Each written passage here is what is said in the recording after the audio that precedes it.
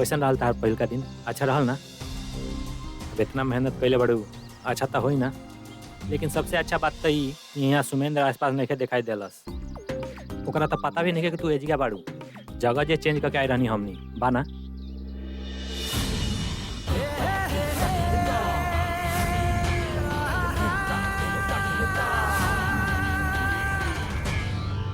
Hello, madam. Proud to be your student. How, Chukandar? अरे अरे ई का सरोजनी ई यहाँ? हाँ, हमरे क्लास में बाई। अरे तो जल्दी बैठो ना, ये जैसे चल जाओ, बाद में बात कर जाए। चलो।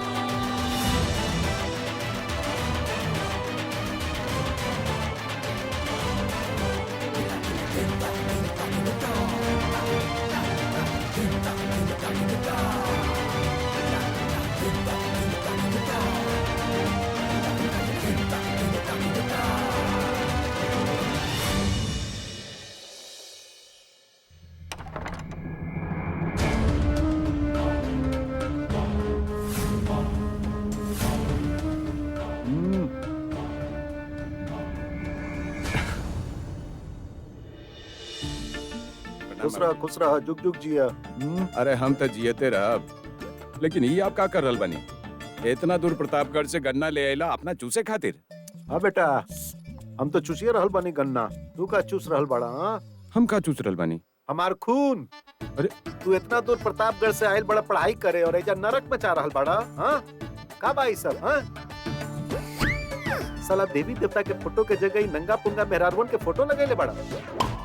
विज्ञान से ज्यादा जीव विज्ञान में मन लागत तोहार। का हो रहल बा? गोबर कर रहल बड़ा पढ़ाई की जगह पर। अरे आँख खोल के देखी, पसीना में लथपथ बानी आपके सामने, और ये पढ़ाई के पसीना बा। पढ़िए क्या रहल बानी गोबर करके ना। अच्छा, जब पढ़त होता तो तुहार प्रिंसिपल ली ये काहे के भेजी चिट्ठी? चीटिंग कैले बानी प्रिंसिपल? बिना बतैले चिट्ठी? अरे हम बता रहल बानी नहीं, प्रिंसिपल बहुते चालू बा। हमरा शिकायत करके आपसे फिर से कुछ ऐंठे के चाहता। तो वो हड़पे के चाहता तो ओकर वजह तू ही बड़ा ना। शर्म नहीं खे तोहरा? देखा तो ओकरा, हाँ, वो प्रमोद साला गरीब के लड़का वो 16वीं क्लास में पहुंच गई और तू बड़ा सार की कुंडली मार के बैठल बड़ा अजगर के तरह। हाँ, आईजा में हर साल एक कोठरी बनवावत जा रहल बानी विद्यालय में। जितना पैसा खर्च भइल बा नहीं जा, उतने में प्रतापगढ़ में एगो डिग्री कॉलेज बनवा देती बेटा। और तू बात करत बाड़े जमल बाड़न 12वीं में बर्फ के तरह। अरे एक क्लास के मतलब ये नहीं कि हम कुछ ना सीख रहल बानी, अनुभव तो बढ़ रहल बा ना। अरे खरगोश कछुआ की कहानी सुन ले बानी ना? प्रमोद खरगोश और हम कछुआ बानी, और अंत में जीती है कछुआ ही। है बेटा, तू कछुआ ना बाड़ा, तू केचुआ बाड़ा। केचुआ नाम डुबा रहल बाड़ा हमार। दिन भर आवारागर्दी करत रहेला। बोल रहल बड़े अनुभव ले रहल बानी। अरे इतना पैसा खर्च करनी तोहरा पर, एगो डिग्री ना ला पैला अभी तक। Please stop now. You are insulting me. You are hurting me. This is not fair. This is unhuman. You are not human being. You are not talking like my father. You are talking bullshit. Oh God.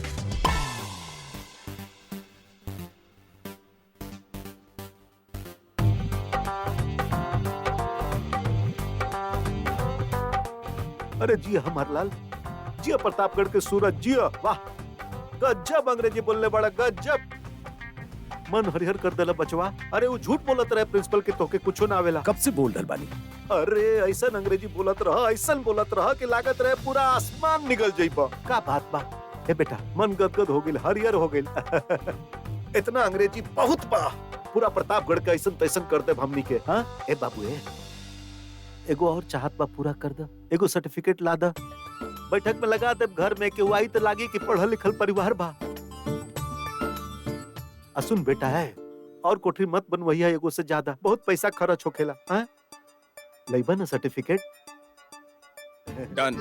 अरे जी अब बाप रे, ऐसा अंग्रेजी बोलला ना कि चक्कर आवत रहे हमरा। अरे हम बोल रहल बानी ना, काहे चिंता करता नहीं? पट पट पट पट पट पट इंग्लिश बोलब। अब लगत बा दिल्ली सही कहीं भेज के तोरा के।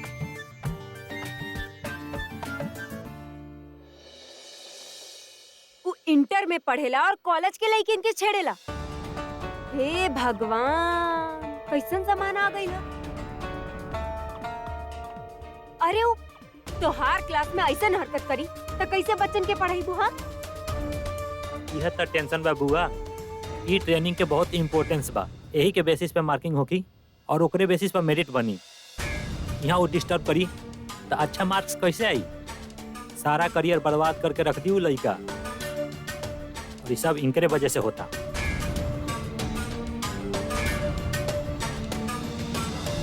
सब इनकरे वजह से होता।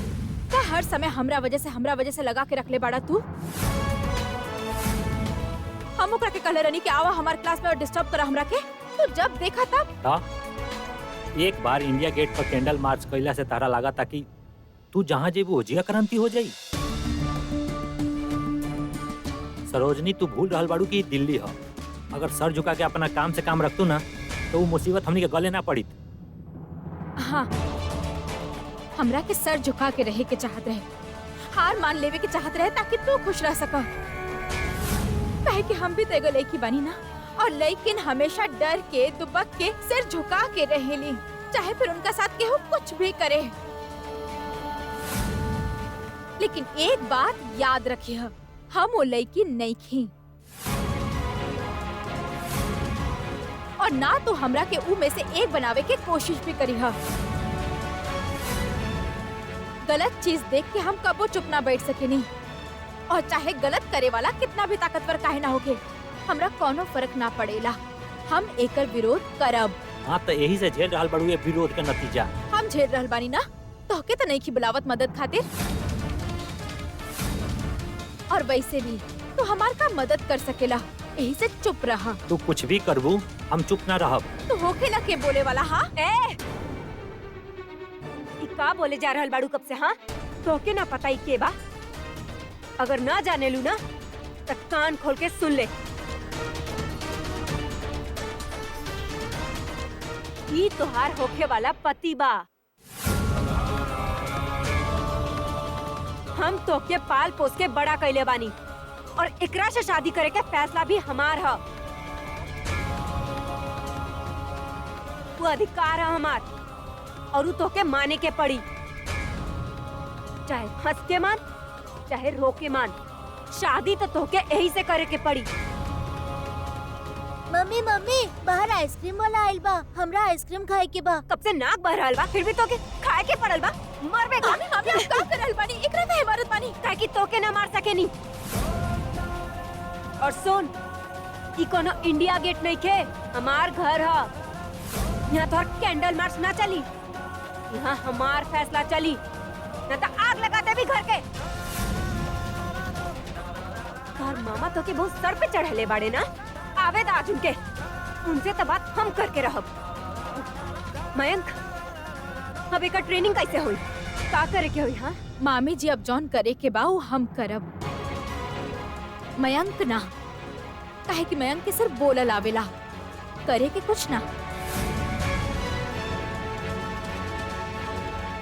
चलो गोलू।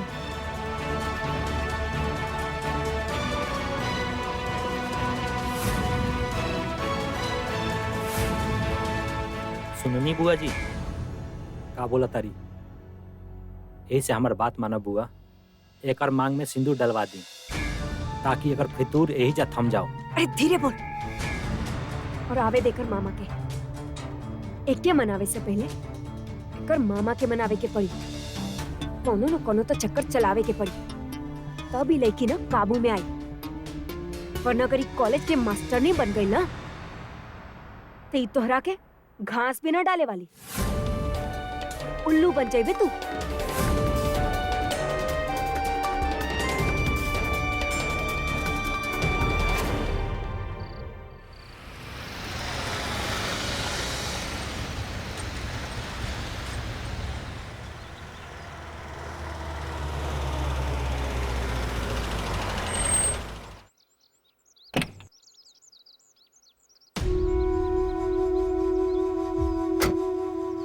नाम कहा हो गेल रहे, इतना बड़ चिट्ठी भेज देले रही। का बताएं ठाकुर साहब, हम जानत बानी कि कोनो भी फादर खातिर सुनल बहुत पेनफुल होखेला, हाँ? लेकिन करी तो का करी। अब हम आपके बेटा के ना ढो पाई, बहुत भारी पड़ रहा बा हमनी सब लोग के ऊपर।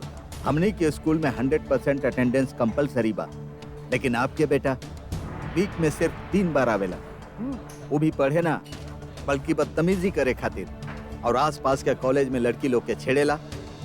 ओकरा नाम से पुलिस कंप्लेन बा। Police complain? जी, कल के पुलिस ओकरा कहीं से पकड़ लेला तो सोचे हमारे स्कूल के कितना बदनामी होगी।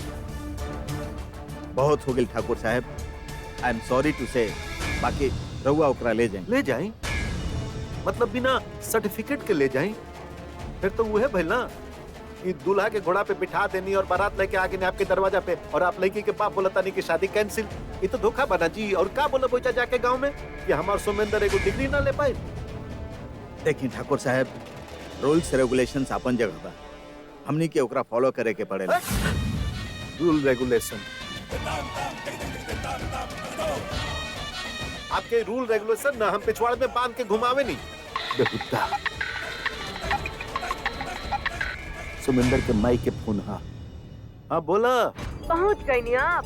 हाँ पहुंच गई नी, कब के पहुंच गई नी, पुरान भी हो गई नी। सुमिंदर बच्चा कैसन बा? कैसन बा? कट्टा बना के भेजले रहो, एजा बंदूक बन गइल बा। और कैसन बा? कहा बोला, मुद्दा के बात करा। फालतू में रूमिंग कट रहल बा, खर्चा हो रहल बा, अपारा हमार चढ़े लागल बा। कहा बोला। आप जिस सब्जी निकाल के गइल रहनी ना, वो सबे खत्म हो गइल। अब आज का बनाई? खत्म हो गई? अरे 12 आलू 6 प्याज और 10-15 को परवल दे के आइली, सब चबा गेलू तू लोग, खा लेलू सब। ना ना, अब एक प्याज, एक परवल और 2 आलू बचल बा। हाँ तो बहुत बना हो जाए ना। एगो काम करो, ओकरा में तनी पानी ज्यादा डाल दिया, हल्दी नमक रस्सा बन जाए, काम चल जाए। और कुछ साग वाग खाए के मन करी तो खेत से भतुआ उतवा मंगा लिया, काम चलावो 2 दिन, हम आवत नहीं। जी हाँ ठीक बा, खुश रह, रख फालतू का बा। हाँ देखनी कितना जिम्मेवारी बा हमरा ऊपर, 50 काम बा। घर के रसोई भी हम ही चलावे नी, आटा चावल दाल चीनी साबुन सरफ तेल सब हमरे कंट्रोल में बा, हम देवे नहीं तब बनेला। बहुत कठिन काम बा एगो रसोई चलावल, आपके स्कूल से ज्यादा कठिन काम बा। मैरिड बानी आप? हाँ, यस। अरे तुम्हारा जानते बानी कि जोरू उरू के समझावल काबू में रखल कितना मुश्किल काम है। हाँ हम तो औरतन के ना एड़ी पे रखे नहीं ताकि टेढ़ी ना हो पावस। हाँ तो आपके देख के ऐसा लागत पक्की घर में आपके रिस्पेक्ट नहीं की। अब लजाई मत चली।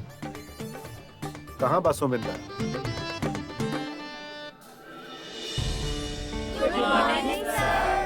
गुड मॉर्निंग बच्चा लोग, प्लीज सिट डाउन।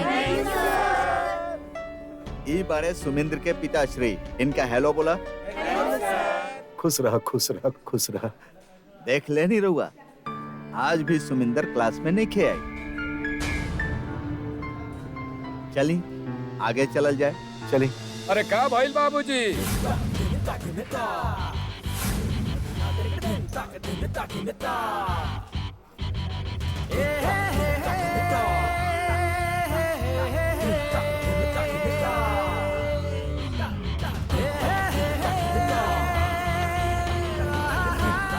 अरे ऐसन काहे बोलत तानी? हम नाक कटावे खातिर ना पैदा भइल बानी। गुड मॉर्निंग प्रिंसिपल साहब। आज दिन में चांद कहाँ से निकल आई? बेटा हो जा, दुबक के काहे बैठल बड़ा है? एकदम ताल ठोक के सीना चौड़ा करके आ जा। अब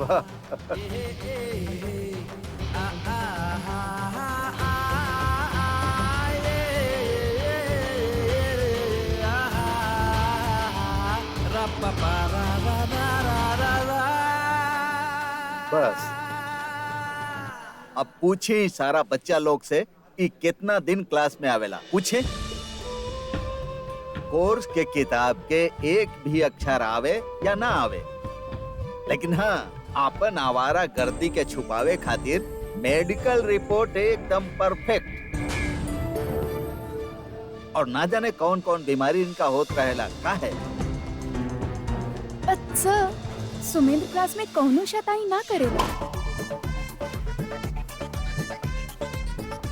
हाँ सर, सुमिंदर बहुत अच्छा लड़का बा, सबके मदद भी करेला वो। Silence please, sit down. ये जब बच्चा लोग बोल रहल बारे वो ही निखन बोलत, उस सुमेंदर के टॉफी और चॉकलेट के वजह से बोलत बाड़े। सारा पैसा ये लोग पर लुटावेला। आई बाहर चले, बताओ बनी और काका करेला। आई बेटा सुमेंदर, जा खोला, बैठा, किताब। ठीक बा। चली।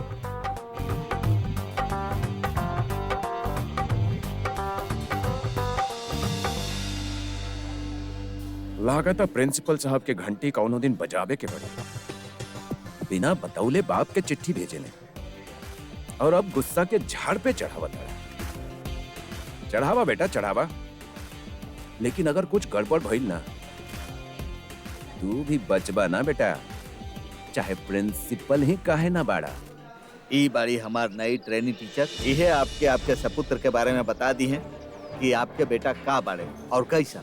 मिस सरोज, ई बड़े सुमेंद्र के पिता, तनी इनका बताई कि सुमेंद्र का हरकत करेला और ओकर काबिलियत के कुछ नमूना सुनाई, जेकरा से इनका पता चले कि सुमेंद्र इनका कितना बड़ धोखा दे रहल बा।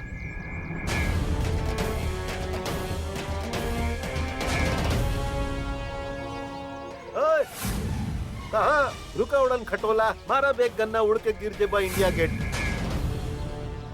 अरे ई का बात भाई, आप पूरा ट्रैफिक जाम करके रखब, ऐसे सड़क पार करब आप?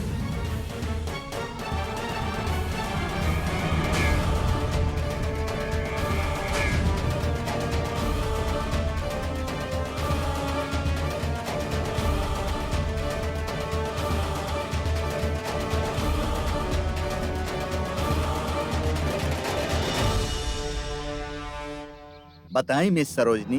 देखी सर, आप सुमेंद्र के फादर बानी और ओकर शिकायत आपके जरूर बुरा लागी, लेकिन एक बात हम आपसे जरूर कहब कि वो आपके पैसा बर्बाद कर रहल बा।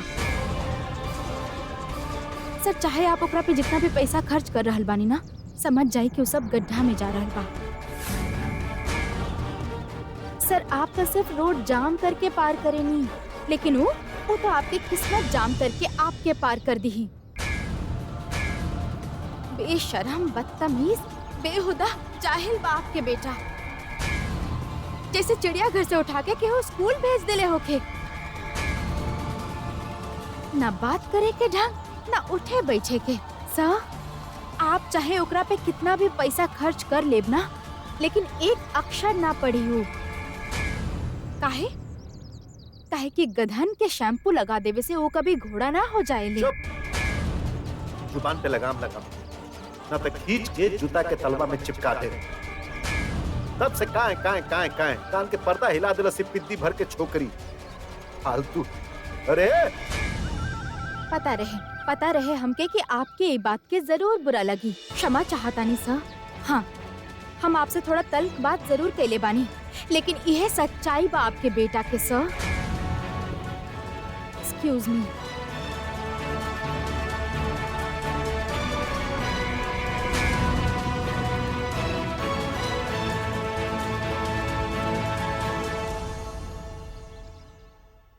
अम्मा जी, फोनवा काट देली का? बाबूजी से अचार खातिर भी पूछ लेती, मन करत रहे खाए के। अरे पहले काहे ना बतैला? अब हम फोन नहीं के करब, फालतू में कर यही है वो। का भाई, गाली खा के कम से कम अचार खाए के तो मिल जाई ना, और आप फोन ना करब तो हम खुद ही निकाल लेब। अच्छा, जब उनके पता चली तो का हालत करी है पता बा ना? का रे बहुरिया, आज तहरा बड़ा अचार खाए के मन कर रहल बा। अरे कौनो खुशखबरी बा का?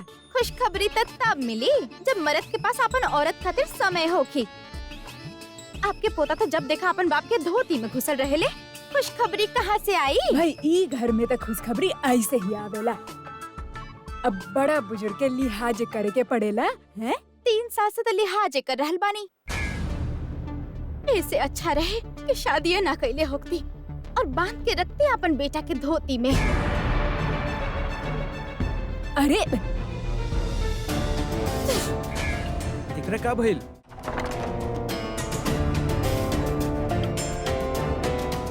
ऐसन काहे चल गई हूँ? अरे खुशखबरी मांग देनी तो दुखी हो गए तहार जोरू। अब जाके मनावा। अरे जा जा। अभी भी ना। सपना,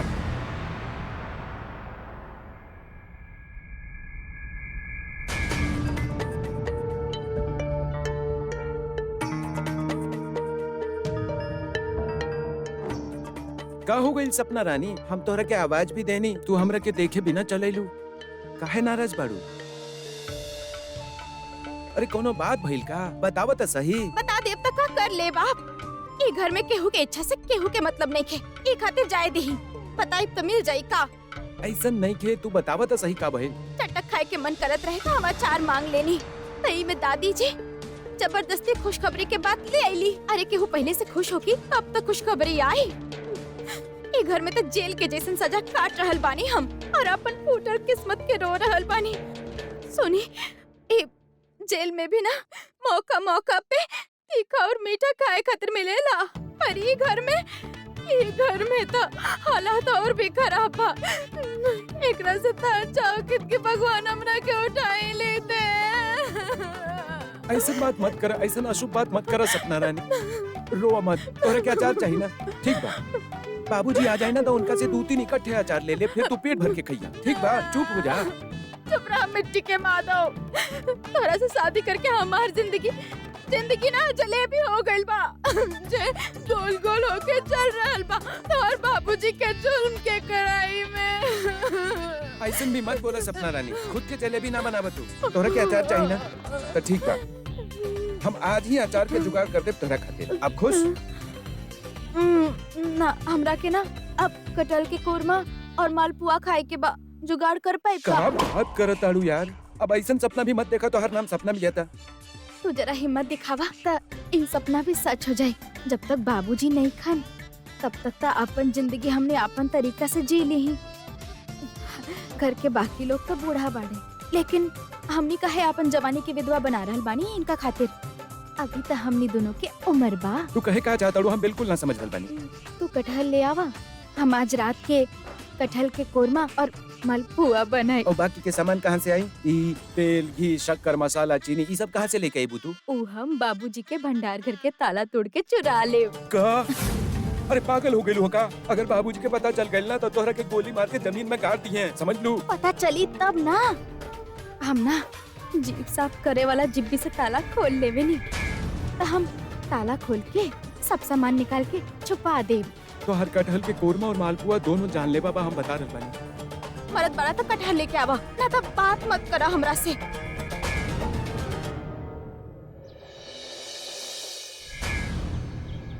आई एम सॉरी दुष्यंत जी। ज्वालामुखी फाट जाई। ई छोकरी अब ही ट्रेनिंग करे आयल बिया ना तो यही जब पकड़ के टेटवा दबा देती होकर मुँह जाएगी। बड़ा हमार सुमेंद्र के भविष्य बतावे आयल रहे और आप इस सबूत और गवाह पेश कर रहल बानी। जज हो गई बानी, सुमेंद्र के ऊपर दफा 302 के केस चला दे, फांसी पे लटका दे आप लोग। अरे हम अपन बेटा के आपके पास पढ़े खातिर भेजले रही ना, तो ओकर जिम्मेदारी आपके, बाकी हमार। हमरा लिए का बा? काला अक्षर भैंस बराबर। अरे हम का कर सकत बानी पैसा देवे के सिवाय? ऊपर से 6 गो कोठरी बनवा देनी आपके स्कूल में, तब काहे ना बोलनी आप? अरे आप लोगन तो पढ़ल लिखल है ना, आप लोगन के सुधारे के चाहिए ना। यही खातिर स्कूल होखेला ना। एगो बच्चा के संभाल ना पैनी, कैसा स्कूल चला रहल बानी? उल्टा ओकरा पे दफा लगैले जा रहल बानी। बहुत हो गई आप लोगन के नौटंकी। अब हमार भी सुन ली प्रिंसिपल साहब। हमार बेटा सुमेंद्र सिंह, वल्द दुष्यंत सिंह, वल्द गजानन सिंह, ग्राम सोनचेरई, जिला Pratapgarh, estate UP, country Bharat. अब ये है स्कूल में पढ़ी, और अगर आप ओकरा के उचित ज्ञान ना देनी, वाजिब डिग्री ना देनी, तो ई पूरा विद्यालय के दिन दहाड़े आग लगा दे और वह आग में आपके झोंक दे। अगर एगो स्कूल के मास्टर एगो बच्चा के ना सिखा पाए तो ओकरा हक नहीं खेल रहे के। इली रखी और बोरी में भर के भेज दे। कितना कोठरी बनवावे का बनवा ले। और एगो बात ध्यान रखब, हमार सुमेंद्र मास्टर लोग के कबो न छेड़ी। बहुत इज्जत करेला मास्टर लोग के। आज भी गांव के मास्टर लोग बोले ले कि पढ़े लिखे में चाहे जैसन रहे सुमेंद्र, लेकिन आदर बहुत करत रहे। एक बार जेकरा दिल में बसा लेवेला भगवान के मंदिर की तरह पूजेला ओकरा, और जेकरा से प्रेम करेला ओकरा से एकदम चिपक के करेला, जैसे कटहल के लाशा जैसन। लाशा समझे नहीं, वो कटहल में दूध होखेला ना, लसलसा वैसा नहीं करेला। एक बार जेकरा से चिपक गइल ना तो घिसत रह जाइब, छूटी ना। ऐसा ना सुमिंदर। देखी आप हम समझ गए नहीं, ये पैसा रख ली, बस ये स्कूल के आपके आशीर्वाद ही चाहिए। सुमिंद्र के हमने सर्टिफिकेट भी दे और ओकरा ज्ञान भी दे, ये पैसा रख ली। ठीक बा, हमारा आशीर्वाद आपके साथ बा। ध्यान रखा। प्रणाम। जी प्रणाम। आपके बेटा ही ना, आप भी लासा बानी ठाकुर साहब, ना आप पीछा छोड़ब और ना आपके बेटा। हे भगवान।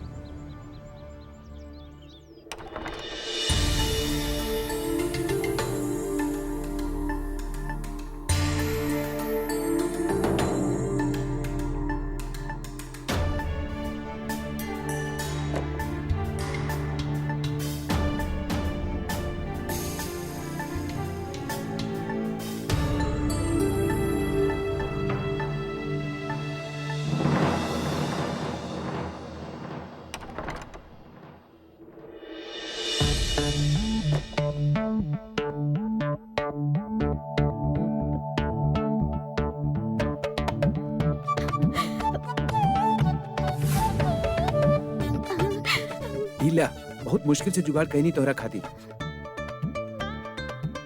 वाह, आज तक गजब कर देनी आप, हमार मन के काम। सालन बाद आज कटहल कोरमा खाए के सपना पूरा होगी हमार। अरे यार, हम तो मर गई नहीं। का हो गई? ई देखा हमार कुर्ता के हालत, कटहल के लाशा लग गई एकरा पे। मांगी नाव ना केवट आना, कहे तुम्हार मरण में जाना। अब ई में बतावा कि केवट श्री रामचरण जी के अपन नाव में काहे ना ले जाए चाहत रहे।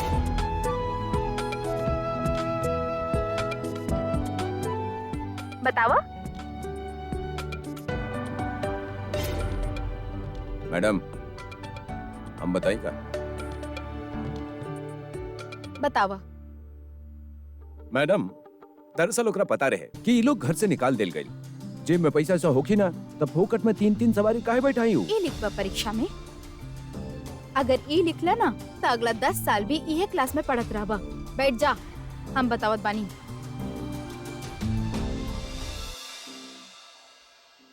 दरअसल देवी अहिल्या अपन पति के श्राप से पत्थर बन चुकल रहली, परंतु श्री राम जी के चरण स्पर्श से वो वापस औरत बन गईली और श्राप मुक्त हो गईली।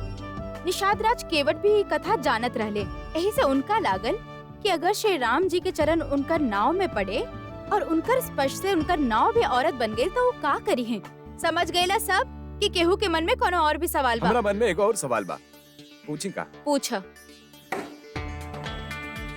ये मुद्दा थोड़ा हट के बा। हाँ? नदी के ना सड़क पार करे के सवाल बा। एक मुर्गी अपन 3 बच्चा के साथ सड़क पार करत रहनी। जब सड़क पार कर लेनी तब पीछे वाला बच्चा बोललस कि चलो 5 सड़क पार कर लेनी। 5 काहे बोललस?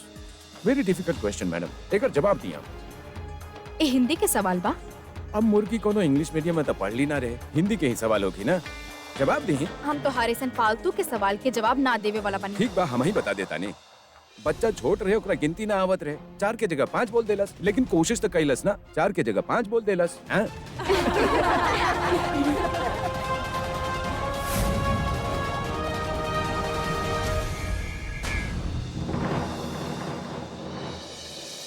यहाँ तू कटहल के कोरमा खा और हम बाबूजी के जूता।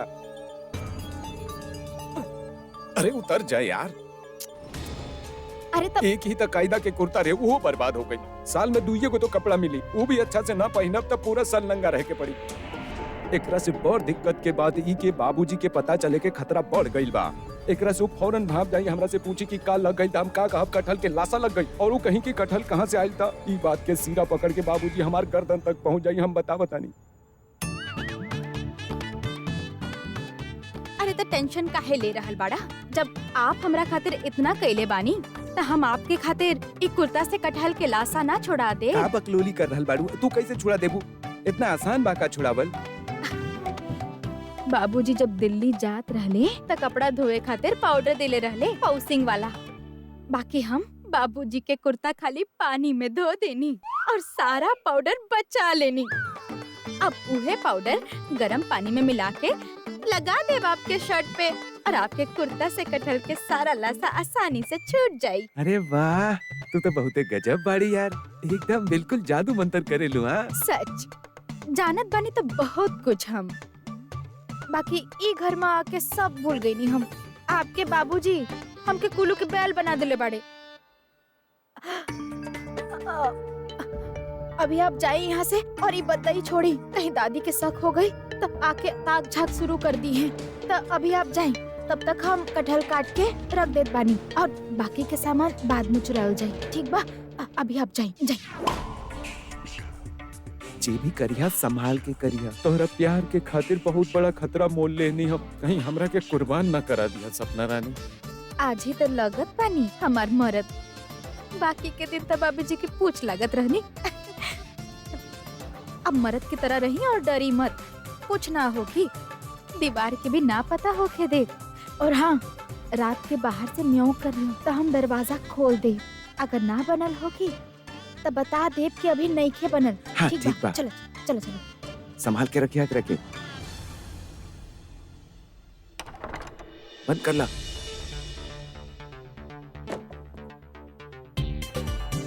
प्यार में ना धोखाधड़ी, प्रीत में ना झांसा, प्रीत कर ऐसन जैसन कटहल के लासा। May I come in, sir? Please come in. ई टाइम आप क्या आवे के, जब आप खुद समय के पाबंद नहीं की तो आप अपन स्टूडेंट्स के फ्यूचर में का सिखाई। नमस्ते सर। नमस्ते नमस्ते।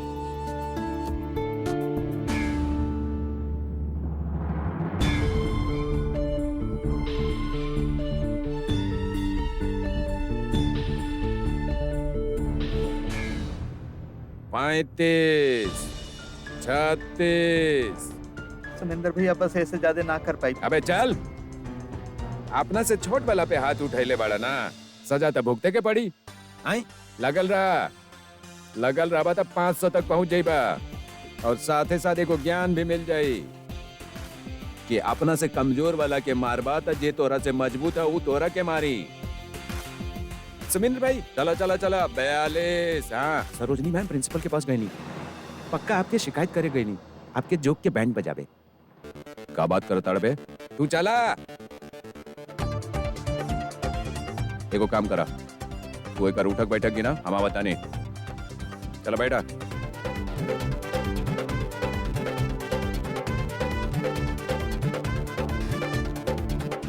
सर, आप तो हमने के क्लास के मॉनिटर करत रहनी ना, और आप सब तो देख भी लेनी कैमरा पे कि सुमिंदर का करत रहे क्लास में। कैसन बेमतलब के उल्टा सीधा मुर्गी चूजा के सवाल पूछेला, पूरा क्लास के डिस्टर्ब करेला। सर, अब तो ओकर फादर भी आ चुकल बाड़े, अब हमने के ओकरा स्कूल से निकाल देवे के चाहिए सर, वरना वो धीरे धीरे पूरा स्कूल के भी डिस्टर्ब करी। कमाल बा, हमरा पता न रहे कि आप इतना जल्दी अपन डिटर्मिनेशन चेंज कर दे। क्लास में आप कहत रहनी कि ऐसा लोगन के बाहर निकाले से ये सुधरिए ना, बल्कि हमनी के कमजोर समझिए। इनका तो सुधारल जाए के चाहिए। का बोले रहनी, खिड़की दरवाजा सब खुला रखे के चाहिए, इनका अपना साथे रखे के चाहिए, इत्यादि इत्यादि। अब आप पीछे काहे हटत बानी? कहाँ गइलू साथ में रखे के वो आदर्श?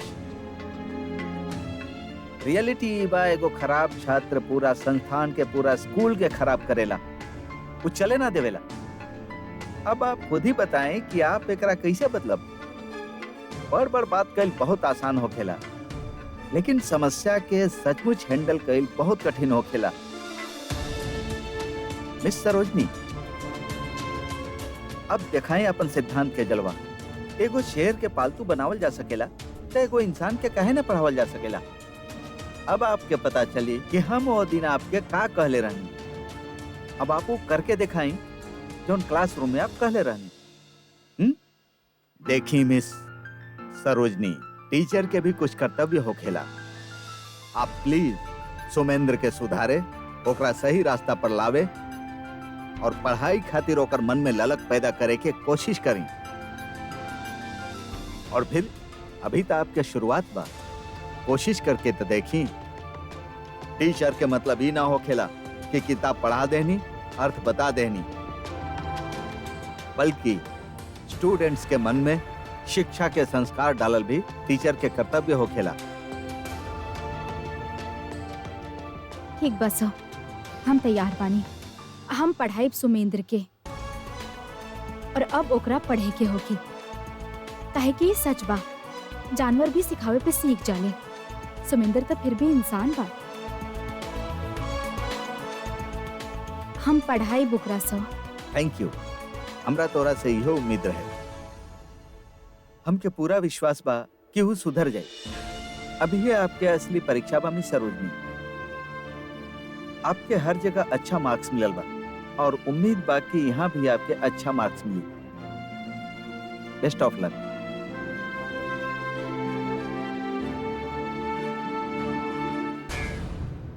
इत नया मुसीबत खड़ा हो गई।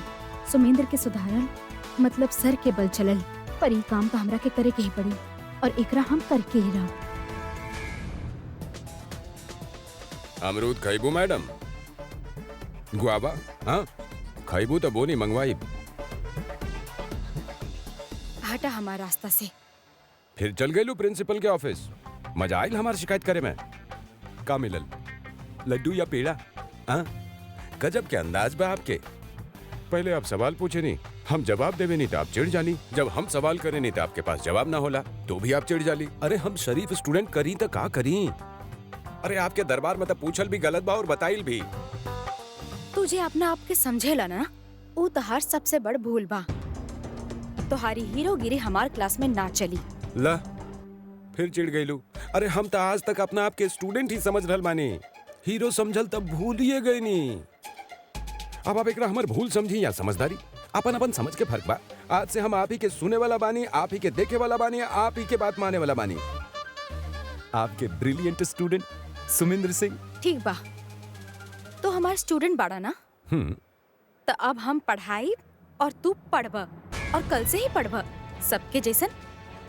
काहे कि अब तोहार एक भी बदतमीजी हम माफ ना करब, और अगर कोनो बदतमीजी कैल तब बाकी सारा स्टूडेंट से भी ज्यादा सजा मिली तोहके। हम तोहरा बता के रहब कि टीचर केकरा कहल जाला और तोहरा जैसन बदतमीज के कैसे सुधारल जाला। हम तोहरा सुधारब। तो ना सिर्फ पढ़ब बल्कि अपन व्यवहार भी बदलब। ई वादा कैले बानी हम प्रिंसिपल सर से। अब तू उहे करब जे हम कहब।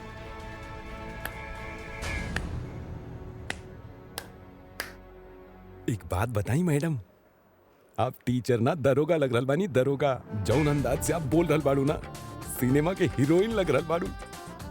एक बार फिर से बोली ना। कहीं तुम्हारी मजाक तोहरा महंगा साबित ना हो जाए सुमेंद्र सिंह। आप भी सुन ली मैडम, सुमेंद्र सिंह के धमकी सुने की आदत नहीं के। I am telling you that कल से आप भी देख ले। क्लास में आप ना, हम पढ़ाई बाप के और आपके पढ़े के भी पढ़ी। बहुत देख ले हो वो स्टूडेंट, लेकिन सुमेंद्र सिंह जैसा ना। अच्छा से देख ली। Only one piece in the होल वर्ल्ड।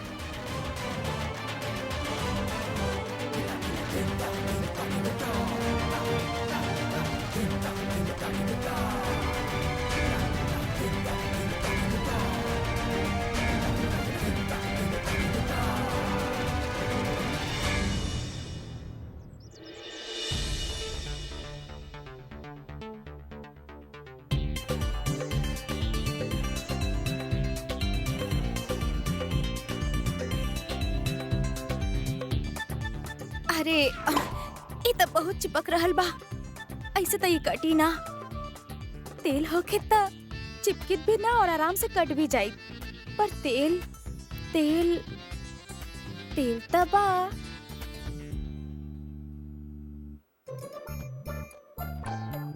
बाबूजी के एगो बेटा दिल्ली और एगो भीगी बिल्ली।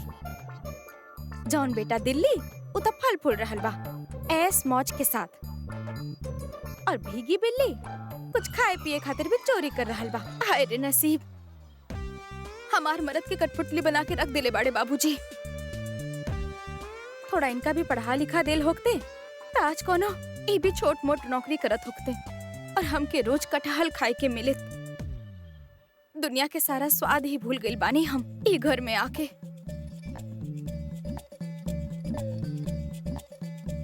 अब देखे के ई बा कि आपन लाडला सुमेंद्र बबुआ के शादी बाबूजी कहाँ करत बानी और उनकरा बीवी पे शासन चला सकत बाड़े कि ना। भगवान जाने कि जब सुमेंद्र बबुआ जी के दुल्हनिया आई तो का रंग दिखाई। ना जाने के होखी उ लईकी। हमरा यहाँ काहे लाइल बड़ा मयंक? तोरा से जरूरी बात करे के बा। यहाँ कौन सा जरूरी बात करे के बा? देखा सरोजनी, बुआ जी तोहार और हमार शादी के लेके कई बार कहले बाड़ी और हम उनकर जज्बातन के कदर करेनी और तोहके भी करे के चाहिए, लेकिन तू आज तक कुछ कहलू काहे ना? पता ना इतना जरूरी बात पे आज तक तू कुछ कहलू काहे ना? देखा हम तुम्हारे मुंह से जवाब सुनल चाहतनी। तो के बोले के हो तू यही बात करे खातिर हमरा यहाँ पार्क में लेके आइल बाड़ा का? तू ये बात के इतना छोटा समझता रुका? ये हमने की जिंदगी के सबसे अहम फैसला है।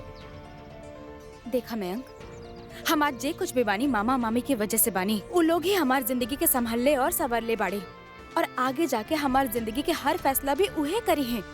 तब फिर तू हमरा से सब काहे पूछत बाड़ा? काहे कि उनकर फैसला आ चुकल बा और तोहार जवाब के उनका इंतजार बा। हमार जवाब के का मतलब बा?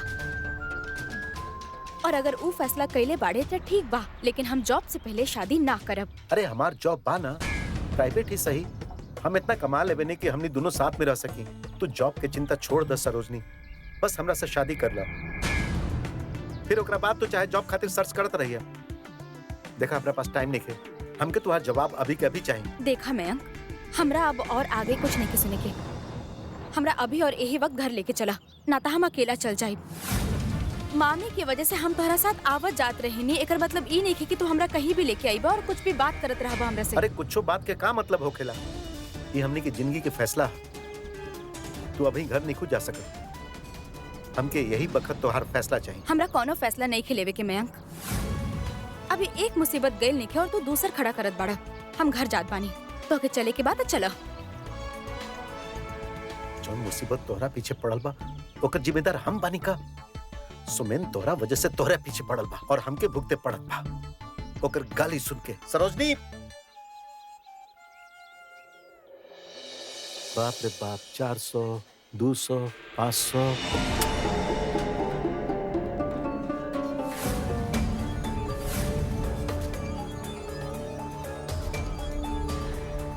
बेटा दाल कितना के हो?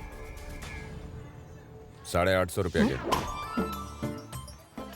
850? इत औ खीरा टमाटर फ्री देले बा? फ्री काहे दिए? खीरा टमाटर 250 रुपया के बा। ई तो 250 रुपए में पूरा गांव के खिला देब हम खीरा टमाटर। ई एकरा बुलावा हम केस करब। एकरा थाना बा कोनो आसपास? ए हने आओ। काहे बुला रहल बानी? ए सुनब, जा जा जा, तू काहे हमार बेइज्जती करा रहल बानी यहाँ पे? जा बेटा, ई खाना नहीं के खिलावा, डकैती कर रहल बा। डकैती हैं? हमरा से इतना महंगा खाना हजम ना हो पाई। हाँ, पूरा 1 महीना हमरा पेट में और दिमाग में दर्द होखी। हमके पता होखे कि इतना महंगा भोजनालय बटे तम अंदरे ना घुसती। ई भोजनालय नहीं खे, फाइन डाइनिंग बा। हाँ। काहे रो रो के खाना के और नमकीन बना रहल बानी आप? कल जा रहल बानी ना, पैक करा के ले जाइए। अरे घरवालन के भी दिल्ली के टेस्ट करा दिया। ए सुमेंदर, का बात कर रहल बाड़ा? एकर तो उ लोगन के महक बिना लागे के चाही। ए बेटा, जीभ चटोरी हो जाई उ लोगन के। ए बेटा, तोके खिला रहल बानी काहे कि तू पढ़ रहल बाड़ा, तोहार हक बा। बहुत शिकायत करत रहेलन तोहरा बारे में लोग, लेकिन हम ना माने नहीं। यही से मुंह मांगल चीज खिला रहल बानी। वो मिलल रहे मास्टरनी आज दिन में, बहुते बोलत रहे उल्टा सीधा। हम चुप करा देनी ओकरा के, काहे कि हमके भरोसा बा। ए सुमेंदर, तू ही हमार नाम रोशन करबा ना? जरूर करब। बाकी रहल बात तो मास्टरनी के, ओकरा आप हम पे छोड़ दी, हम देख ले, आप टेंशन मत ली। हाँ।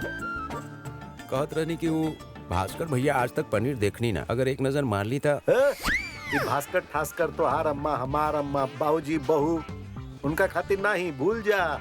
एगो काम करे, एकरा बंधवा द। कल ट्रेन में जा रहल बानी ना हम, रास्ता में कुछ खाए के चाहिए ना, ये खा लेब हम। अरे हमार बाबूजी बासी खाना खाए, कल जा रहल बानी ना ट्रेन में, खरीद के खा लिया। ये हम गरीबन में बांट दे। हार्ट अटैक कर वही बे का? गरीबन में बांट देवा दरिद्र हो गइल बा दिमाग तुहार और हमारा अनुशासन तोड़बे हैं फोकट में हमें को दाना तक नहीं खी देले कबूतर के आज तक एकरा ए सूट बूट है ना आवा सुना ई बबुआ खा ली तो इस सब के पैक कर दी है बढ़िया से ठीक बा तुलसी पत्ता डाल के जी बांध दिया हाँ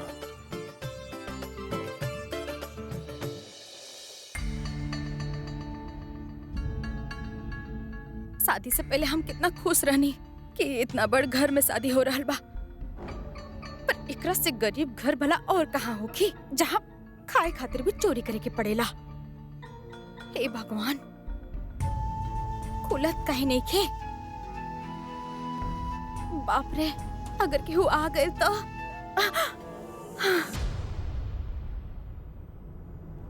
हे जय दुर्गा माँ सफल हो गई नहीं हम।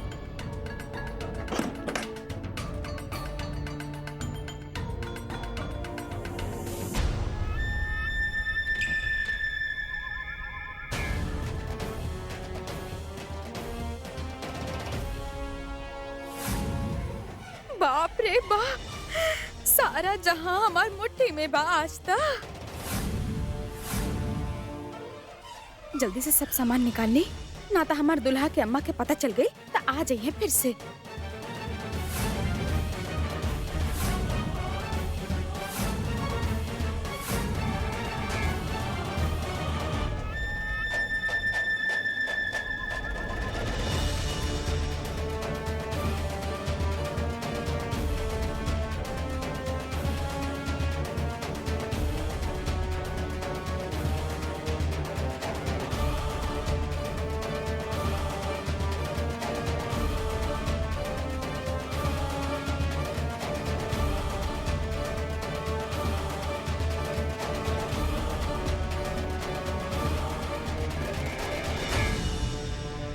अरे रसोई में कौन बारे?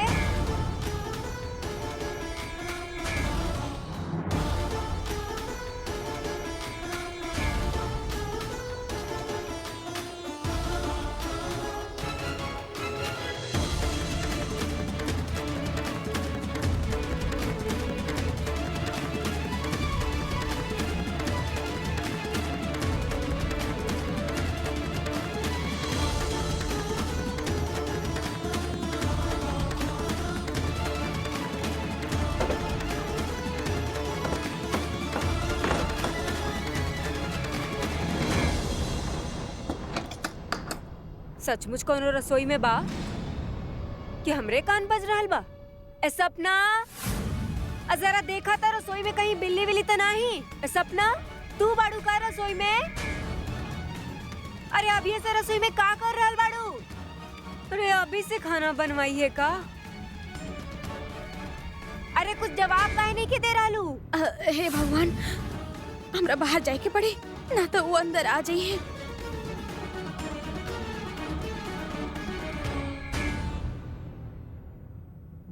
अरे अम्मा कोनो बिल्ली उल्ली ना ना ओ का बाना हम रसोई के साफ सफाई में लागल रहनी हो गईल। ओहो हमके तो एगो काम याद आ गईल कहे कि आई चली आपके जुआ निकाल दे। आजकल आप बहुत सर खुजाए लागल बानी हैं? बहू के होगला के बाद भी सास सर खुजाए अच्छा ना लागेला। हम कब सर खुजाइनी और तू कब देख ले लो? एक बार देख ले हो कितना बताई थी आप ध्यान ना देले हो खब। खुजली के तो खासियत ही है बा कि ठीक जगह पे हाथ अपना आप चल जाएला और याद भी ना रहेला। आई चली बैठी। कहल जाला कि सर खो जाए बहुत बड़ा अपशकुन मानल जाएला। अब ऐसन भी अपशगुनी नहीं वो तो कब्बे कब्बे सर खुजा देवे नी। बाकी तोहार इतना मन कर रहा तो लो देख ला जू।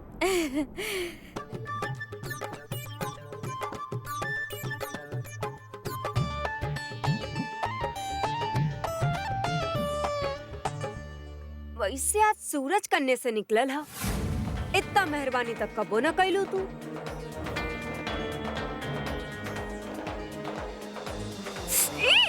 मायरे धीरे का रे निर्झरिया आज तक तहरी बहुरिया बहु वाला काम कर रहल बिया। अरे तनिक एगो नजर एहने भी घुमाला। हम तो तहर सास के भी सास बानी, तनी हमार भी सेवा कर लिहर करा। भाई आज तो हमार घुटना में बहुते दर्द बा, जरा हमार भी घुटना दबा दा, तनी पुण्य कमाया। हाँ हाँ काहे ना, बहुत धन्य भाग हमार जे अपन ददिया सास के सेवा करी। अब घबराई मत, अब पहले हम सासू माँ के निपटा देत बानी और कल परसों में आपके भी काम करिए दे। ऐसे सुंदर से पैर सर दबा दे कि कुछ वक्त खातिर चौकड़ी भरे लगा बा। हाँ, चौकड़ी भरे लगब। अरे जाने कब उ दिन आई, लागत आज भी घुटना में तेल खुदे मले के पड़ी।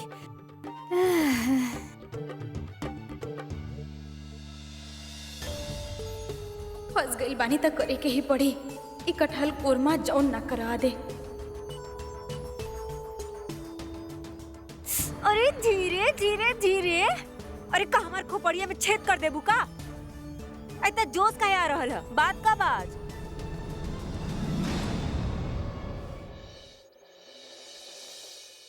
मयंक, तोहार चेहरा इतना काहे लटकल है? फिर से कोनो बात भइल है? हमरा त लागत बा बुआ जी, सरोजनी के पीछे जितना पेट्रोल हम फुकले बानी ना, उस सब पानी में चल जाई। हमार सब मेहनत बेकार हो जाई, हमार फ्यूचर खराब हो जाई बुआ जी। पर भाई कहा? आप तो देखे रहल बानी बुआ जी, सरोजनी के अभी जॉब नइखे मिलल, लेकिन ओकर बोली चेंज हो गई बा। अब आप ही सोची, जे दिन सरोजनी के जॉब मिल जाई, वो सीधा सीधा मुंह पर आकर कह दी हमके शादी नइखे करेके। बुआ जी कुछ करी आप, जियते जागत सारा लॉटरी हमारे हाथ से निकल जाए। तू घबरा मत, तोहार बुआ ने इतना कच्चा खिलाड़ी नहीं खे, ठीक करके रख दे बोकरा। ओकरा ठीक करे से कुछ न होखी बुआ जी, वो अपन मामा के सब पे ही सब कर रहा बिया। आपके फूफा जी के अपना ग्रिप में लेबे को होखी, वरना हमने के हाथ कुछ न आई। बात तो तू बिल्कुल ठीक कर रहल बड़े, ई मामा के दम पे ही कूद रहल बाड़ी। पहले तय कर मामा के ही रास्ता पे लावे के होखी।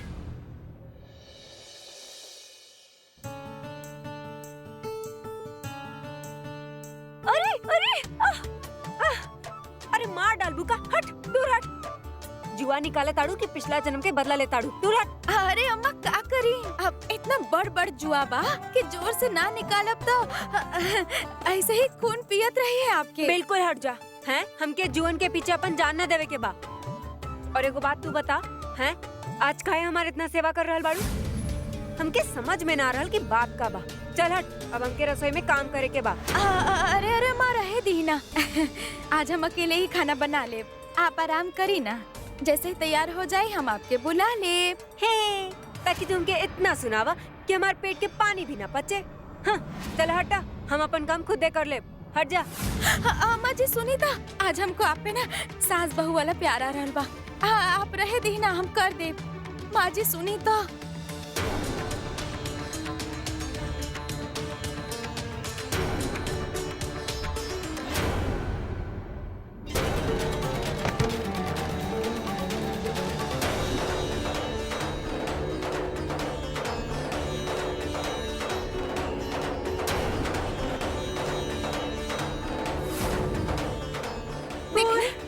छोट के बाद ना माने के नतीजा है। बाकी हम फिसलनी कैसे? अरे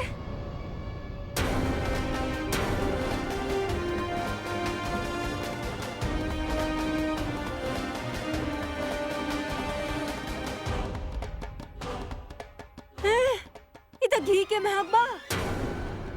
अरे घर में आँख में डाले भर तक घी मिलेला ना, ये फिसले खातिर घी कहाँ से आ गई? हैं?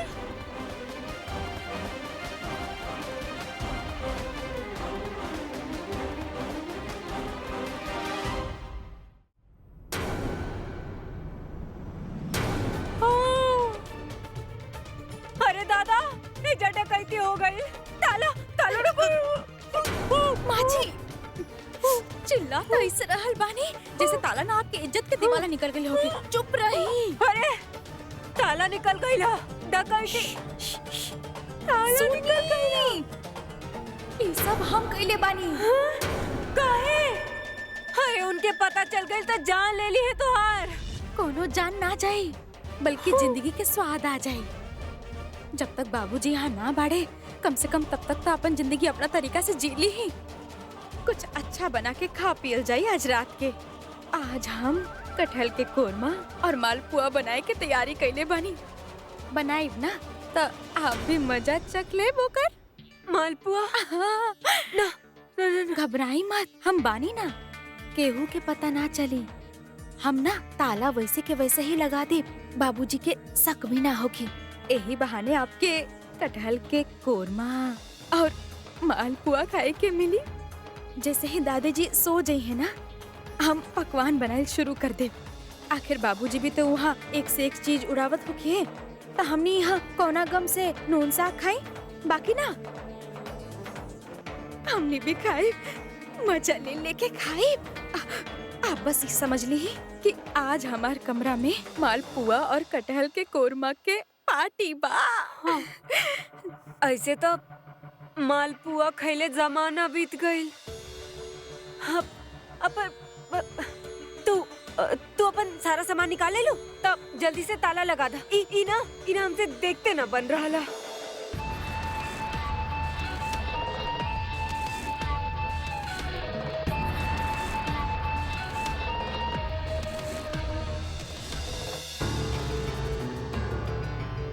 लगातार ताला चाबी से ही बंद होगी।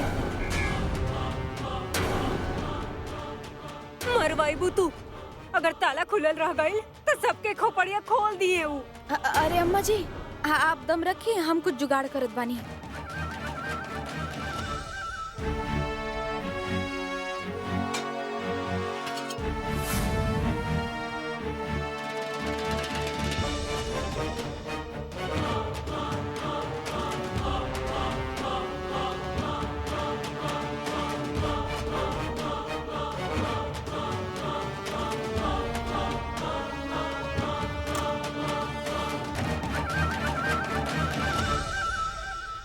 बाबूजी तो ताला चाबी से खोली है, उनका क्या पता चली कि ताला चाबी से खुलल बा कि पहले से खुलल रहे। अब आप आराम करी और जाके मालपुआ के बारे में सोची। हम मीठा थोड़ा ज्यादा डालो।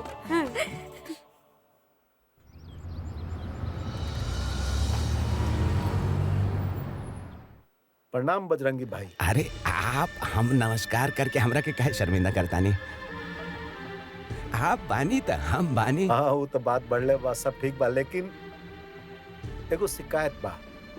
आप लोकल गार्जियन बानी ना सुमेंदर के? जी। आपके ध्यान होके तो आज सुने के ना पड़ी। सुने में आ रहल बा कि हमार नाक कटवा रहल बाई। अब ना ना ना ना ना बताइए, आपके ध्यान होकी तो सुने के ना पड़ी ना। खैर, दूसरन के बात पे का भरोसा करी, कितना सच बा कितना झूठ। बाकी टेंशन तो आ गेल ना खोपड़िया में। काहे इतना सोच रहल बानी बाबू साहब? अब ये तो उम्र बा खेले कूदे के। अब ई उम्र में ये सब ना करी तो कब करी हैं? बाकी बजरंगी भाई, अब की बार हम सोमेंदर के प्रगति से बहुत खुश बानी। अरे अंग्रेजी धड़ाक धड़ाक बोल रहल बा और सर्टिफिकेट भी ला के दिए दी। सुमेंद्र, तोरे पिताजी के वजह से हम संसद तक पहुंचनी और इनकरे वजह से हम मंत्री बन गई नी। ये हमरा के बोल नहीं तो हम सर के बल खड़ा हो जाए। तब भैया एकर मान रखे खातिर तोहरा के भी सर्टिफिकेट लाके इनकर हाथ में देवे के पड़ी। हम तोहर बियाह ऐसे जगह करवाए जेकर वजह से तू विधायक बन जाइबा और तोहर पिताजी उत्तर प्रदेश के सीएम। अरे हमार शादी से दादाजी बनी है कि सीएम? अरे भैया, दादाजी भी बन जाएं और सीएम भी, पहले शादी तो हो बेटा। बाकी लड़की बहुत अच्छा बिया। अरे हम अपन पसंद के लड़की से शादी करब कि आपके? अरे तोहार पिताजी के भी लड़की बहुत पसंद बिया। इनकर पसंद से तो आज तक हमें कोई मोजा ना खरीदनी, तो शादी का करब? अरे बबुआ, मोजा और बनियान के बाद अलग बा। हाँ, अब बाकी लड़की के का बा? सब लड़की तो एक ही जैसन होवे। हाँ, ओकरा में थोड़े कॉटन पॉलिस्टर होखेला। अच्छा तो बतावा तोहार पसंद कैसन बा? अब भाई बतावा, हम भी तो जाने कि तोहार पसंद कैसन बा। हाँ, बतावा। हमरा खातिर एगो स्पेशल लड़की होगी। जब वो चली तो ऐसा लागे कि केहू चल रहल बिया। जब वो आई तो ऐसा लगे कि केहू आइल बाड़ी, और जब वो जाए तो ऐसा लगे कि सब कुछ खाली हो गई।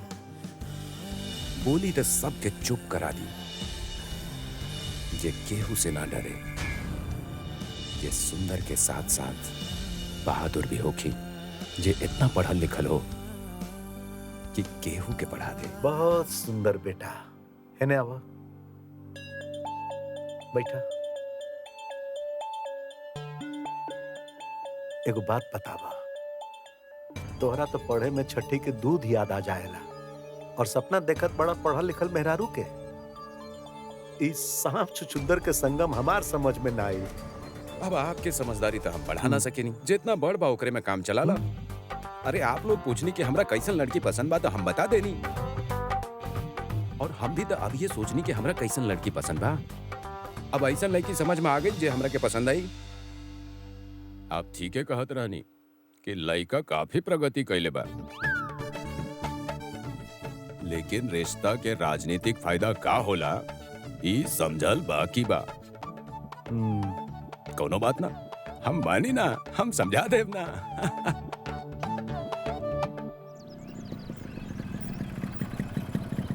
हाय सुमेंदर। तू लोग,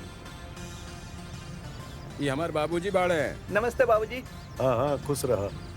क्या है लोग? दोस्त लोग। अच्छा, आप कमरा तक चली, कुछ पढ़ाई के बारे में डिस्कस करके आप बतानी। हाँ हाँ ठीक बा। है सुमेंदर, पढ़ाई में डूबल रहा। हाँ पढ़ाई अच्छा से जा, हम चल जाए रूम पर।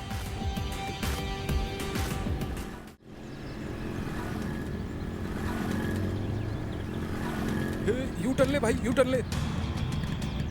मिल गई लाइट टाइम, अब ले जाई मजा। चला साला के पास। काहे बे लंगूर कुमार, आज अकेले अकेले? तोहर हीरोइन ना आइल तोहरा साथे? बहुत प्यार करत अड़ा नौकरा से। हाँ। अच्छा तब मजनू के मौसा बाड़े। हाँ वो भी करेली कि खाली तू ही चक्कर लगावेला? हाँ वो करेले और हमनी दोनों भी करे नहीं। तो गजब। तो खुद वाला ओकर नाम अपन कलाई पे जैसे उनका हीरो लोग करेला, सफीना, विक्टोरिया, ऐसना सरोजनी खुद वाला। अरे तोहार प्यार भी अमर हो जाए। अरे लेकिन अरे आवा ना, अपन प्यार के सबूत दे दा। अरे नाम लिखवाला सरोजनी के। नाम लिखवावे से का हो जाए? अबे प्यार बढ़ी बे, जब दर्द होला तब ये तब प्यार अमर होला। हमने दोनों के प्यार दिखावे खातिर इस सब के जरूरत नहीं है। प्यार मन में होखेला, गोदा में नहीं। अरे मन में तो और भी बहुत कुछ होला, लेकिन पता ना चलेला। अब तो हर मन में का चल रहा बा, हमनी के कैसे पता चली? तू सचमुच में सरोजनी से प्यार करेला कि या झूठ मूठ में गुब्बारा भर ले बा? दिल से चाहे नहीं उकरा।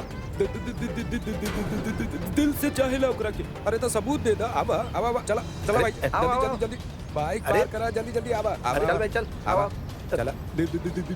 दिल से चाहता ना उकरा के? चला चल। अरे डरा मत, आवा आवा आवा यार।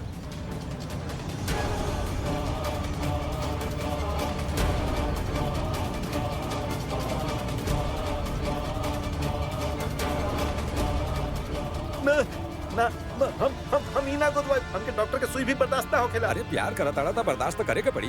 लिखवाई जाए कर हाथ पे, आज सरोजनी, आज एकर प्रेम के भी अमर करिए दे।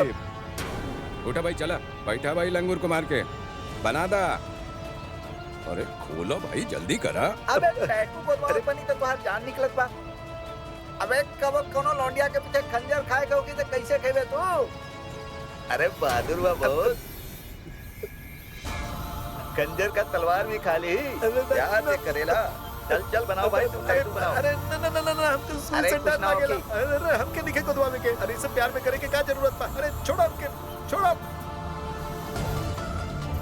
अरे यार प्यार के क्या जरूरत बा जब शादी करो तारी? छोड़ो हमके। ए लिखा भाई एकर हाथ पे हिंदी में सरोजनी। ना ना हमके नहीं गुदवावे के। अगर नाम लिखवावे से केहू के प्यार साबित होला तो हम सरोजनी से प्यार ना करेनी। सुन ला तू, छोड़ा हमके कोनो गोदना नहीं के गुदवावे के। सुन ला, और नहीं हमके कोनो प्यार अमर करे के बा। हमके सिर्फ शादी करे के बा, घर बसावे के बा और बच्चा पैदा करे के बा। हमके केहू के नाम लिखवा के घूमे के नहीं के सिनेमा नहीं के बनावे के अपन प्यार के। अबे हट डर को। अबे इतना सा दर्द से डर गया, इतना भी न कर सकेला ओकरा खातिर। छोड़ दई लंगूर कुमार के, नकली प्रेमी बस। हाँ, तो तू असली प्रेमी बन जाना, करला अपन प्यार अमर। हम तो सिर्फ शादी करब।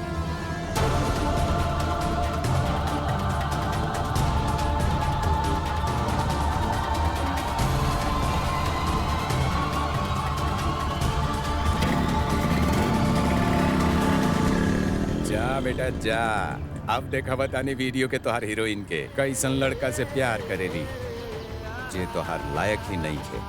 अपना आपके बहुत बहादुर समझेलू ना, लेकिन बॉयफ्रेंड एक नंबर के डरपोक सा। अब देखा तोहार दिल पे कैसे पहाड़ टूटेला। अपना आपके बहुत होशियार समझेलू ना, लेकिन ये नल्ला जैसे इंसान के ना समझ पैलू। तू कौड़ी के इंसान, तू तो एक ऐसा हमरा खातिर एगो स्पेशल लड़की होगी। जब वो चली तो ऐसा लागे कि केहू चल रहा बिया। जब वो आई तो ऐसा लगे कि केहू आयल बाड़ी। यार हम तो मैडम से बहुत चिढ़त रहनी, फिर बजरंगी चाचा के हमार पसंद पूछले पर हमारा आइडियल घर में उहे कहा एली। कहीं कुछ उल्टा सुधा तो ना हो रहल बा भाई।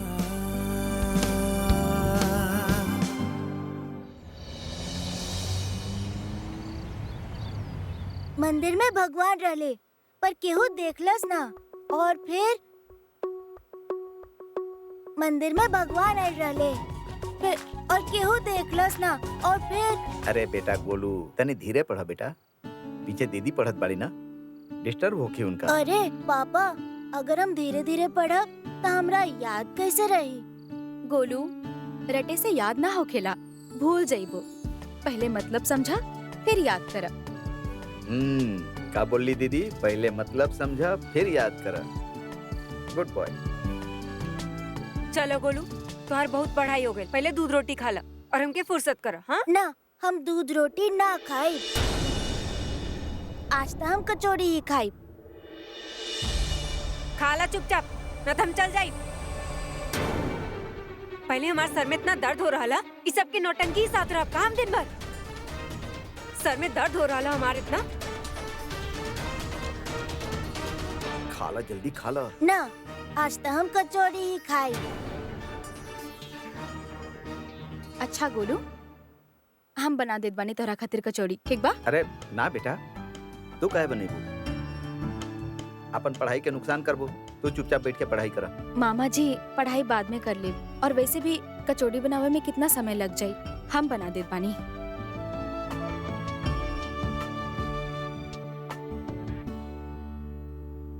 नमस्ते फूफा जी। नमस्ते बुआ। नमस्ते। हाँ, फिर आ गेला। अब आवा, बैठ। सरोजनी। अरे कुछ बात के का मतलब होखेला? ये हमनी की जिंदगी के फैसला है, हमके यही बखत तो हर फैसला चाहिए। कचौड़ी के मसाला ना तनी और बढ़ा ली है, मयंक भी आयल है, खा के जाए। अरे ना ना बुआ, हम कुछ खा के ना जाई, हम खाली सरोजनी से बात करे आयल बानी, बात करके चल जाई।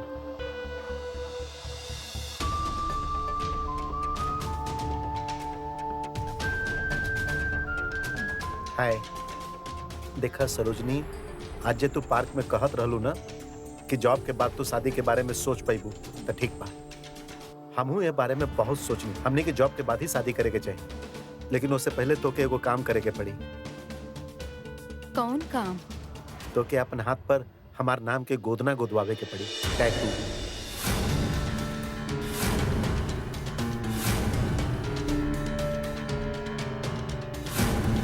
टैटू? हाँ हाँ, एकरा से हमके भी तसल्ली हो जाई कि जे तू कह रहल बाड़ू उहे करबू। अब हम तोरा के रात तक के टाइम देता नहीं, तू अच्छा तरह सोच ला, फिर बता दिया।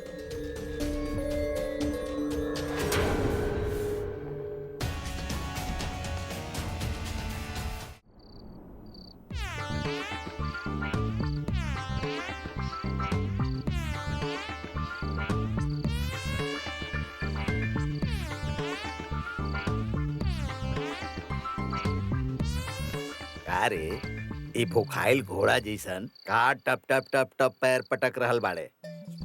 नींद नहीं आ रहल का? हमके जब नींद आई ना, हम सो जाइब, आप सोई आराम से। सोना, अपन बाप जैसन मत बना बच्चा, उनका नक्शा कदम पर चलला ना त जिंदगी के आनंद ना ले पैबा। ता आप लीना जिंदगी के आनंद के मना कैलस। परेशान मत कर, समझला, भाषण मत दा। बाबूजी हमरा के घर के रखवाली के जिम्मेदारी देले बानी। त कोदा साण के जैसन हम त सूते जा रहल बानी भाई। अरे यार, इस सपना कब हमरा के कटहर के कोरमा और मालपुआ खिलाई।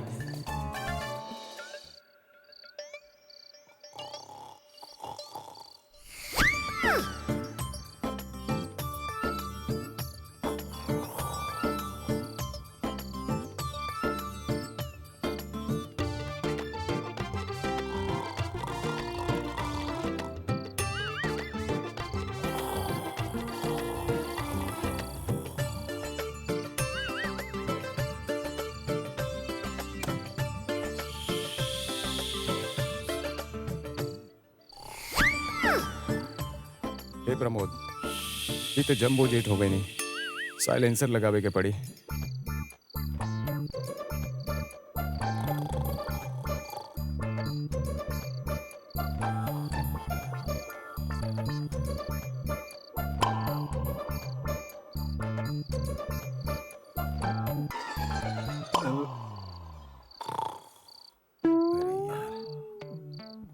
ए बाबूजी, ओ बाबूजी, बहुत गहरा नींद में बनी।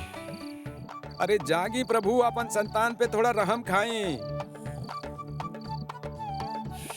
अरे जग जाएं। कहा है इतना रात के कहे जगावत पड़े? अरे यही से जगा रहल बानी कि आप सूत कम भोपू ज्यादा बजा रहल बानी। मैं हाईवे पे गाड़ी चला रहल बानी। एक काम करी, अब आप थोड़ा उठी और जागी। हे प्रमोद, चलो भाई थोड़ा नींद मार के। ये बाबूजी आप जागी, काम भर सो लेनी। समझदार, चुपचाप सूते तो हमके यार, तंग मत करा। कल ट्रेन में जाए के बा, छोट सीट पे हमके नींद ना आवेला, पूरा रात करवट बदलत रह जानी। एक बार गिर गई रही ना स्टेशन पर, तब से हमके नींद सूते दैयारा है। सूते द हमके जा। अरे कल के कोटा आज ही पूरा करब का हद करता नहीं आप। सुमेंदर, बाप हम हई कि बाप तू हवा? इना के आके पैर दबाई, सेवा करी, पर वचन दे रहल बा। चुपचाप सूते द, जगह मत, ठीक बा? ए भाई, ये ना मानिए, इनका नाक फिर से तूफान मचाई। खर खर ब्राम ब्रूम ब्राम ब्रूम। एकरा से तो अच्छा बाकी बाहर चल के बात करल जाए। हाँ। चला, चप्पल पहन ले, चल। ना भाई। अरे चला ना यार। अरे ना भाई, उठा यार, चला। कोशिश करबा। अरे आवा ना यार, हम मानी ना, मजा आई, चला आवा। कैसन इंसान बा यार, बैठा। अरे बैठा ना यार। सूते तो भाई, आज सुबह क्लास खातिर भी जाए के बाद। अरे रुका था सही, तोरा वो हीरोइन के बॉयफ्रेंड के वीडियो दिखावता नहीं, मजा आई यार। ना यार, सूते की कोशिश करा तो सूत भी जाए। एक काम करा, जा जा अंदर जा, जा।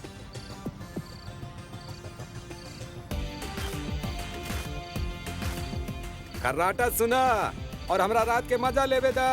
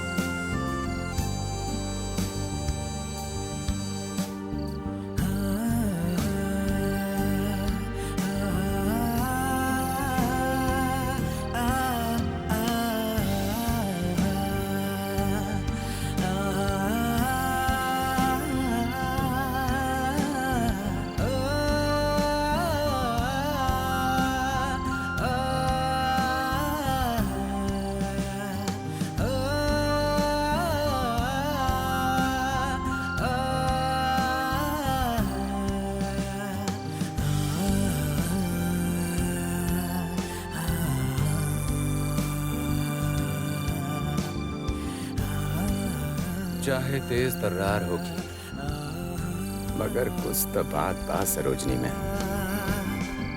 जिंदगी के कुरुक्षेत्र में प्रेम की शुरुआत एगो युद्ध से होखेला। फर्क इतना बा कि ई युद्ध में दोनों ही पराजित होके एक दूसर के हो जाएले। फिर वो दोनों प्रेमी के जीत गुनगुनाएला। प्रेम के सबसे सुंदर गीत पुरुष के छुअन बदल देवेला स्त्री के भावना, और स्त्री करेली जिंदगी के नया परिभाषा। काका लिखे ले किताबन में, कैसन कैसन किताब लिखल जा रहल बा आजकल।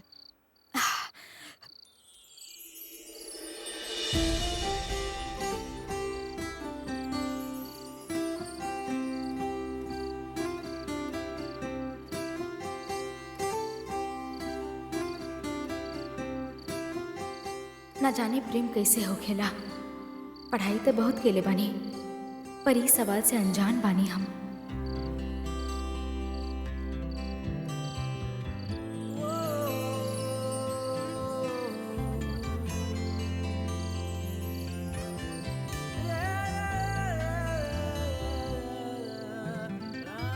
कुछ भी सोचत रहे नहीं हम आजकल।